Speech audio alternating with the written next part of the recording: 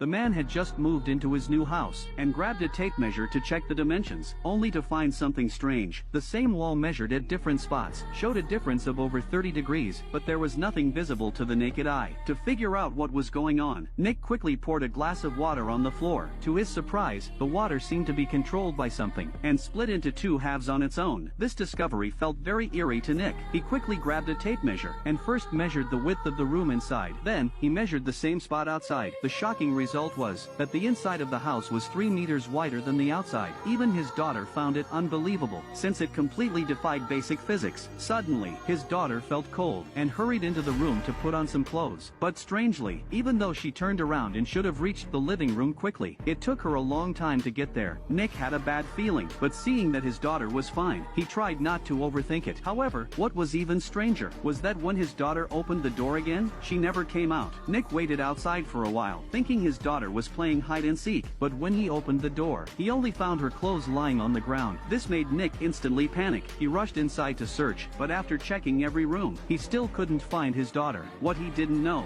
was that his daughter had already entered a different room. Terrified, the girl called out for her dad. At that moment, Nick seemed to hear her voice. He rushed toward the sound, and when he opened the door on the second floor, he was shocked to find he had ended up back at the spot where his daughter disappeared on the first floor. This was all too unbelievable. Determined to find his daughter quickly, Nick didn't want to waste any time, but when he opened the door on the first floor again, he found that the hallway that should have been on the second floor was now on the first floor. At that moment, Nick realized the house felt like a maze. To mark his location, he put a chair by the door, but when he turned around, he saw the hallway that was originally 3 meters long had suddenly stretched to 10 meters. At the same time, his daughter was in another dark hallway. As he searched for an exit, suddenly, a door nearby opened on its own. Seeing this, the girl curiously walked inside, but as soon as she entered, she found a woman's corpse lying in the bathtub. She gathered her courage and cautiously walked over to check. Just then, the corpse suddenly moved. The girl screamed in terror. Nick, hearing her voice again, realized she was in danger, and hurriedly kicked the door open. He found himself back downstairs, and the chair he had placed earlier was still there. At that moment, Nick finally found his daughter on the stairs. Seeing how scared she was, before Nick could comfort her, his daughter told him that she felt there were other people living in the house. Hearing this, Nick immediately understood something.